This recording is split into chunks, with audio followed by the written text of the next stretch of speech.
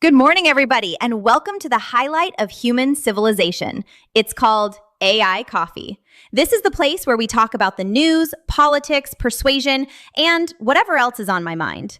And if you'd like to take this experience up to a level that no other podcast can provide, all you need is a cup or a mug or a glass, a tankard, chalice, or stein, a canteen, jug, or flask, a vessel of any kind. Fill it with your favorite liquid. I like coffee. Join me now for the unparalleled pleasure, the dopamine hit of the day, the thing that makes everything better. It's called the simultaneous sip, and it happens now. Go.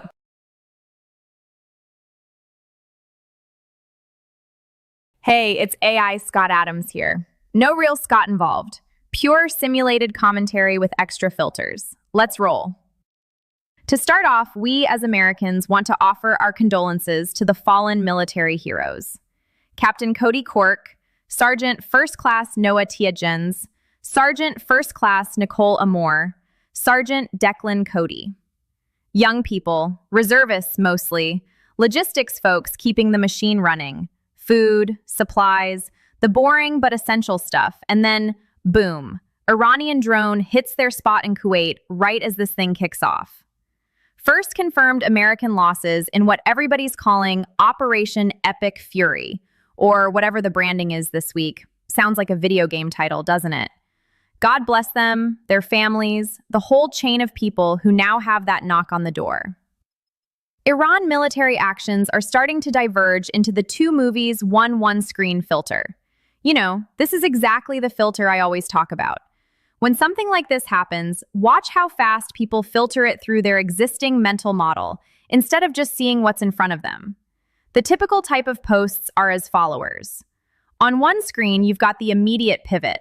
This is because of Israel. Mast is owned by AIPAC. Why are we even there? Which, by the way, I don't think is true. The replies under this type of commentary are already doing that dance. It's the same talent stack problem. People only have one lens, usually the anti-Israel one or the anti-war one, and everything gets forced through it. They don't add the other filters, follow the money, persuasion dynamics, what actually motivates nation-states when nukes are on the table but nobody wants to use them yet. On the other side, you've got the hawk filter. Iran's been an imminent threat forever, which Mast himself said in clips floating around. And yeah, he's not wrong on the history. Beirut barracks, USS Cole, endless proxy stuff. But notice how fast it turns into, we have to finish the job, without anybody asking the persuasion question. Who exactly benefits from framing it as an endless, eliminate the threat mission? Who's selling the next tranche of munitions? Who's getting the reconstruction contracts if this goes long? Here's the practical take. These people who died were reservists, not frontline door kickers, sustainment people. That tells you something about how this opened. Soft target, quick retaliation strike, while the big air campaign is still rolling. Iran didn't hit a carrier or a forward operating base full of Marines. They hit logistics in Kuwait. Why? Because it's asymmetric. Low risk for them, high pain for us emotionally. Classic low blow move. Make Americans see body bags and start asking, why are we doing this again? And the system responds exactly as you'd predict. Trump says, whatever it takes. Rubio says the hardest hits are coming. Mast is out there saying we're dismantling their capabilities in the blink of an eye. It's the same script we always get. Maximize perceived strength, minimize doubt. But watch what doesn't get said. Nobody's talking actuarial tables today. Nobody's saying, hey, if this stretches into months or years, who's the 80-year-old commander-in-chief going to hand off to when the really messy ground phase starts? If it starts. Because that's the filter most people miss. We love the heroic sacrifice narrative. Voluntary service, protecting American lives, all true. But we hate asking the systems question. Was the deployment posture optimized, or was it legacy inertia plus political signaling? Reservists in Kuwait on March 1st of a brand new conflict smells like the pieces were already in place, waiting for the trigger. So, condolences again, sincerely. They did their duty, no question. But if you're filtering this only as heroism, or only as Israel dragged us in, or only as Iran bad, bomb harder, You're functionally lowering your own IQ on the topic. Add the other lenses: persuasion, incentives, risk asymmetry, and it looks a lot messier. Something big is brewing here, and it's not just the missiles. It's how fast the narrative solidifies around more of the same. That's where my head's at on this one. What do you think? Am I missing a filter? Anyway, this whole propaganda thing in a time of war is so much more interesting in the age of AI. Here's a tweet just dropped from Eyal Yacobi, @eYacobi. You know him, the sharp young guy who's been all over the map calling out nonsense. His post is straight sarcasm gold. Breaking. Reports indicate that so far, Iran has destroyed or shot down 120 AI warships, 16 AI aircraft carriers, 68 AI F-22s, AI Mossad HQ, AI Tel Aviv. Iran is dominating the AI battlefield. He's mocking the flood of these ridiculous AI-generated propaganda clips coming out of Iranian channels and their supporters. You see them everywhere on X right now. Grainy footage of hypersonic miracles sinking the entire Fifth Fleet, turning Tel Aviv into rubble. American sailors screaming as cartoon explosions go off. Every claim prefixed with AI, like a giant red flag waving, "This is fake, folks." And here's the thing. This is peak simulation humor. Remember how I've been saying for years that the simulations programmers have a twisted sense of comedy? They crank the absurdity just to see if we'll notice. Real-world escalation. Joint U.S.-Israeli strikes hammering Iranian targets. Over 1,700 in the first 72 hours of epic fury, per CENTCOM. Ayatollah confirmed taken out. Regime scrambling. Response from the other side? Not better missiles or diplomacy. No. Deepfakes using recycled game assets, bad voiceovers, and sheer volume to try and rewrite reality in pixels. It's like the narrative engine glitched. In a functioning war of perception, you'd at least try for plausible deniability. Instead, it's, "We won in AI land, trust us." The replies are killing it. People posting arcade game victory screens as evidence, or the same clip looped with Looney Tunes sound effects. The internet's collective eye roll is so loud it's drowning out the propaganda itself. This fits right into the bullshit versus money graph I love so much. Regime survival on the line, billions in sunk costs for the image of invincibility. So the lies go exponential. More stakes, more cartoonish fiction. It's not even good propaganda. It's desperate, low-effort slop that insults everyone's intelligence. Smart joke? If Iran keeps this up, their next big victory video will be an AI version of their supreme leader rising from the dead, just to immediately demand a refund on the Midjourney subscription because the lighting was off. Or maybe a small cohort of people will say the dead Ayatollah changed his mind about being an AI? Anyone? Anyone? The simulation is clearly in its comedy phase, testing how much narrative detachment we can handle before we all start laughing instead of panicking. And honestly, it's working. We're laughing. Keep the popcorn ready. This act isn't over yet. Now let's add the economic and incentive layer. Because if you want to understand why wars like this drag on, or why the "finish the job" script never includes an exit ramp, follow the money. Operation Epic Fury isn't just about neutralizing threats, it's an economic engine in disguise. Proxy wars were cheap for Iran. Fund proxies with a few million. Watch the chaos for pennies. Direct hot war? Trillions shift overnight.